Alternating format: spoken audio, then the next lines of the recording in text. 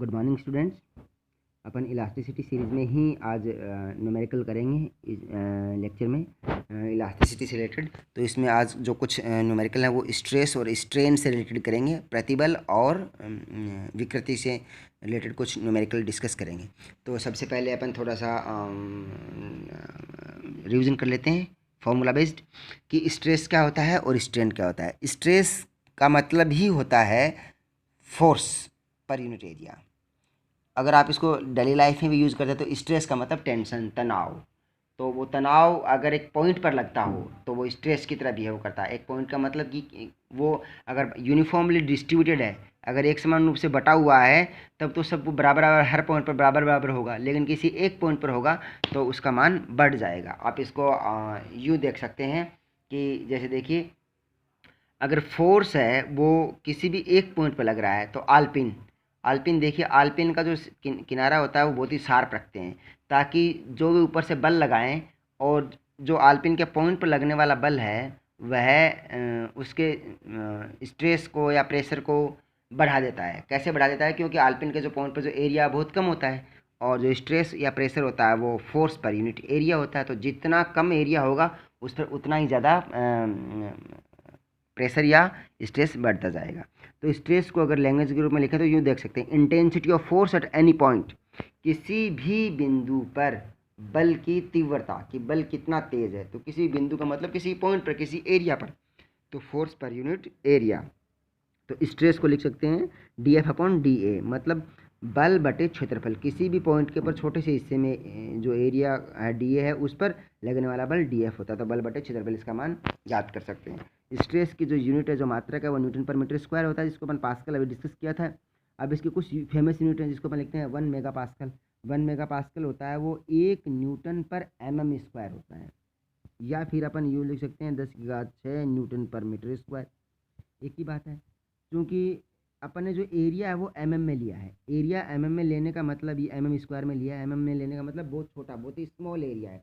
बहुत ही small area पर 1 Newton बल लग रहा है। अब देखिए आप, 1 न्यूटन बल का मतलब क्या है यहाँ पर? 1 न्यूटन बल का मतलब होता है 1 किलोग्राम पर मीटर स्क्वायर। यह 1 न्यूटन के बराबर होता है। कि यूँ देखिए कि कोई भी 1 मीटर लंबा, 1 मीटर चौड़ा एरिया है और उसके ऊपर 1 किलोग्राम का बल लगाया जाए तो वो 1 न्यूटन के बराबर हो जाएगा। क्योंकि अपन देख रहे हैं कि एम जी है, यह किलोग्राम पर मीटर स्क्वायर ही, सॉरी, ये किलोग्राम सेकंड पर मीटर स्क्वायर, किलोग्राम सेकंड पर मीटर स्क्वायर 1 न्यूटन के बराबर हो जाएगा। यहाँ पे ये बात प्रति सेकंड लगने वाला बल, सॉरी। तो अब देखिए कि यहाँ पर 1 मेगा पास्कल है, वह जो है वह 10⁶ न्यूटन पर मीटर स्क्वायर या फिर 1 न्यूटन पर mm स्क्वायर के बराबर होता है। क्योंकि अपन प्रीवियस में डिस्कस कर चुके हैं कि जो यंग प्रत्यास्थ गुणांक होता है वह स्ट्रेस बटे स्ट्रेन होता है, प्रतिबल बटे विकृति होता है। विकृति को यहाँ पर एक सिंबल दिया गया है एप्सिलॉन, तो एप्सिलॉन माना गया है, जो कि डेल्टा एल बटे एल है। इसका मतलब चेंज इन लेंथ बटे ओरिजिनल लेंथ। तो वाई बराबर एफ बटे ए, बल बटे एरिया बटे विकृति। तो डेल्टा एल जो परिवर्तन होता है, जिसको डिफॉर्मेशन बोलते हैं, जिसको विकृति या विरूपण बोल सकते हैं, परिवर्तन होता है जो ओरिजिनल लेंथ में, उसका मान कितना होगा? तो वो जाएगा एफ बटे ए एल बटे वाई। तो अगर मैं प्रतिबल और विकृति के बीच में ग्राफ खींचूँ तो देखिए ग्राफ ऐसा आता है। तो जैसे जैसे प्रतिबल का मान, जैसे जैसे विकृति बढ़ती है प्रतिबल बढ़ता है, वैसे वैसे एक लिमिट तक तो दोनों लीनियर रहते हैं। क्योंकि अपन को पता है स्ट्रेस समानुपाती स्ट्रेन, ये होता है। तो एक लिमिट तक होता है तो रेखीय होते हैं, हुक के नियम की तरह। लेकिन जहाँ तक रेखीय होती हैं वो लिमिट प्रत्यास्थ लिमिट होती है। उसके बाद में अगर आगे और प्रतिबल बढ़ाएंगे तो देखिए विकृति में चेंजेस कैसे होते हैं। फिर वो विकृति होती है वो रेखीय नहीं रहती है, पॉइंट बी तक ये रेखीय रहती है। पॉइंट बी के बाद में ये है प्राप्ति स्ट्रेस होती है, जो अपन लब्धि प्रतिबल बोलते हैं, कि जो लीनियरिटी रिलेशन होता है वो यहीं तक मेंटेन रहता है। उसके बाद में अगर प्रतिबल बढ़ता जाएगा तो प्रतिबल बढ़ेगा तो उसके रेस्पेक्ट जो, सॉरी, विकृति बढ़ेगी, विकृति को ज़्यादा बढ़ाएंगे तो विकृति के रेस्पेक्ट में जो प्रतिबल का मान लीनियरिटी बढ़ रहा था वह उतना नहीं होगा। उसके बाद में एक पॉइंट के बाद में उसमें थोड़ा थोड़ा कमी आएगी, वैल्यू में थोड़ी कमी आएगी ग्राफ में, क्योंकि उसमें इलास्टिक लिमिट नहीं है, इलास्टिसिटी की लिमिट यहाँ से टूट चुकी है। तो इलास्टिसिटी की लिमिट से बाहर जाएगा तो उसमें जो पदार्थ के जो पार्टिकल्स थे जिसमें आपस में एक दूसरे से जुड़े हुए थे, तो वो जो मॉलिक्यूल्स या पार्टिकल्स हैं उनके बीच का जो फोर्स है और उनके जो उनके बीच की जो डिस्टेंस है, वो डिस्टेंस इतनी ज़्यादा हो जाती है कि वापस वह ओरिजिनल कंडीशन में आने योग्य नहीं रहते हैं। अर्थात एक प्रकार से बोल सकते हैं कि ऊर्जा यहाँ पर सुरक्षित नहीं है, वह ऊर्जा फिर किसी और रूप में निकलती है, थर्मल के रूप में या फिर किसी और एनर्जी के रूप में। अब जैसे ही पॉइंट डी पर पहुंचते हैं, पॉइंट डी के बाद में यह अचानक से बहुत ज़्यादा विकृत होता है और विकृत होने के बाद में टूट जाता है। तो देखिए अगर फोर्स का मान बढ़ेगा एक पॉइंट के बाद में, हुक के नियम कौन सा, अगर फोर्स का मान बढ़ेगा तो एक पॉइंट तक तो वह हुक के नियम को फॉलो करेगा, उसके बाद में वह हुक के नियम को फॉलो नहीं करेगा, उसके बाद में उसमें जो चेंजेस है वो नियत रहेंगे। लेकिन फिर और फोर्स बढ़ाते जाते हैं तो अचानक उसमें बहुत ज़्यादा परिवर्तन होते हैं, वो चीज़ जो भी वस्तु ऑब्जेक्ट है वो टूट जाती है। तो देखिए उसके जस्ट बाद में ये डी के बाद में अगर और ज़्यादा विकृत करेंगे, फोर्स बढ़ाएंगे, तो विकृति तो इसमें बढ़ जाएगी, लेकिन वह स्ट्रेस फेलियर का मतलब यहाँ पर आके वह पॉइंट टूट जाएगा, वह जो बॉडी है वह ऑब्जेक्ट है वह टूट जाएगा। और उसे जो लिमिट होगी, टूटने से पहले वाली लिमिट होगी, वह तो प्रत्यास्थता की अंतिम लिमिट और टूटने से पहले वाली लिमिट है। इसको आंशिक प्लास्टिक रूप बोलते हैं। प्लास्टिक का मतलब वह बॉडी डिफॉर्म, परमानेंट डिफॉर्म होती है। प्लास्टिक में क्या है कि वह उसको अगर अपन खींच देते हैं तो वापस अपने ओरिजिनल शेप में वह नहीं आ पाता है। अब देखिए इस पर कुछ न्यूमेरिकल है। सबसे सिंपल सा एक न्यूमेरिकल इसमें यह है कि कोई एक स्टील का एक कॉलम है, जो कि अपन नॉर्मली सिविल इंजीनियरिंग से रिलेटेड सवाल है। तो स्टील का एक कॉलम है, उस कॉलम की जो लेंथ है, लंबाई है, वो 3 मीटर है। एक स्टील का कॉलम है, 3 मीटर लंबा है और इसकी जो डायमीटर है वह है 40 सेंटीमीटर। तो इसकी जो रेडियस है वह 20 सेंटीमीटर हो गई, ठीक है। अब इसके ऊपर जो स्टील का जो कॉलम बनाया गया है 3 मीटर लंबा और 20 सेंटीमीटर रेडियस मोटाई का, ओके, यह 50 मेगा न्यूटन का लोड ले सकता है। अर्थात इस पर 50 मेगा न्यूटन, तो मान सकते हैं कि 50 लाख न्यूटन, 50 लाख न्यूटन का जो, सॉरी 10 की घात 6, 50 लाख नहीं है, ज़्यादा है, तो 50 गुणा 10 की घात 6, 500 मतलब 5 करोड़ न्यूटन, 5 करोड़ न्यूटन का लोड यह ले सकता है, ओके। और इसका जो यंग प्रत्यास्थता गुणांक है वह है 20 गीगा पास्कल, अर्थात 20 गीगा किलोग्राम पर मीटर स्क्वायर।